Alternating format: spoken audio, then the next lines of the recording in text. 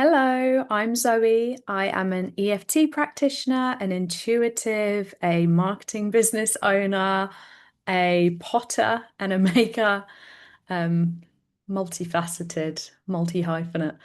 And I help people who are artists, creative service providers, solo entrepreneurs, maybe leaders of bigger organizations to really anchor into what's going on inside their bodies, release decades of unhelpful, limiting beliefs, stored emotions that no longer serve them, old stories, and things like that.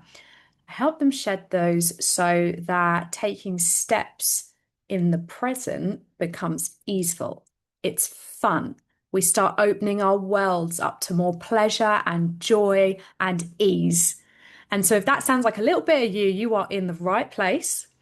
This video is just going to go through the basics, the fundamentals of EFT. I've got a long, very useful article. It's about a 7-minute read, so not like ridiculous, on my website, which is all things about EFT that you need to know in my space. This video is really going to focus on where we tap, how we tap.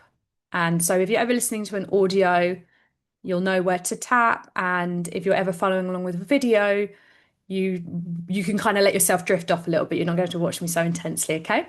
So in this space, the emotional freedom techniques that we use are tapping, and we tap on the karate chop point right here, and we tap at a medium pressure.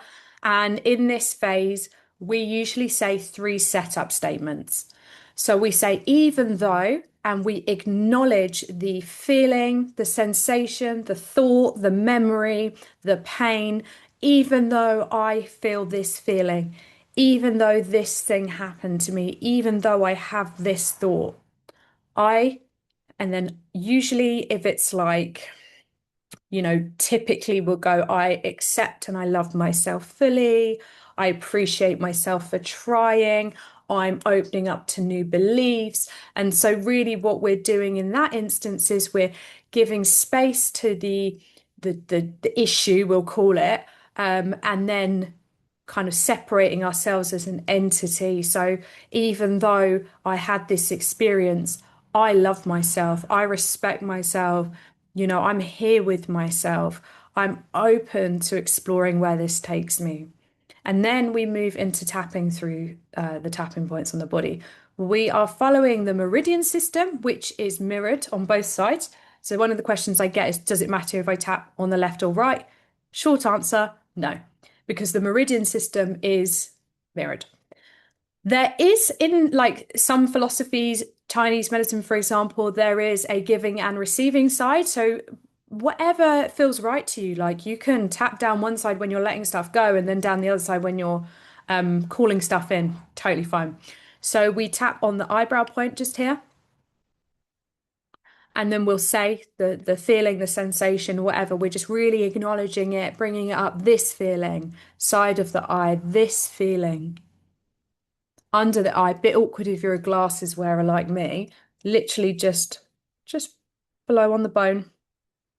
This feeling under the nose. This feeling. So we're like calling out what the thing is. On the chin, the collarbone. Notice I go just below it. Under the armpit. So we're about 4 inches below the armpit. Sometimes it's helpful to think of it as the bra strap line, whatever helps. Maybe just like a bit less than a hand. And then the top of the head, the crown chakra. And then you might keep tapping through and go through that whole process. You might stop there, take a breath, check in with yourself, see how you're feeling. So, in a lot of practices, what happens at the beginning is we might say, like, okay, well, how strong is that feeling? When I'm working one-to-one with people, I sort of gauge it through conversation. I'll be like, oh, that's quite a strong belief for them, or what have you.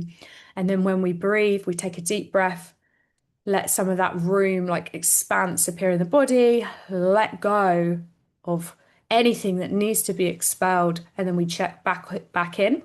And sometimes what we find is the feeling or the sensation is still there, but it's reduced in intensity. And if that happens for you, if ever you're doing a tap along or anything like that, and you go, okay, that's not as strong, but it's still there, you just go again and you go again until you can get it down to like a sort of between a 0 and a 2, right? Sometimes it evolves into something else. That's quite common. So it goes, yeah, but then this happened. Oh yeah, actually that reminded me of this. When we said this, this memory came up. So we just follow the threads, releasing these things.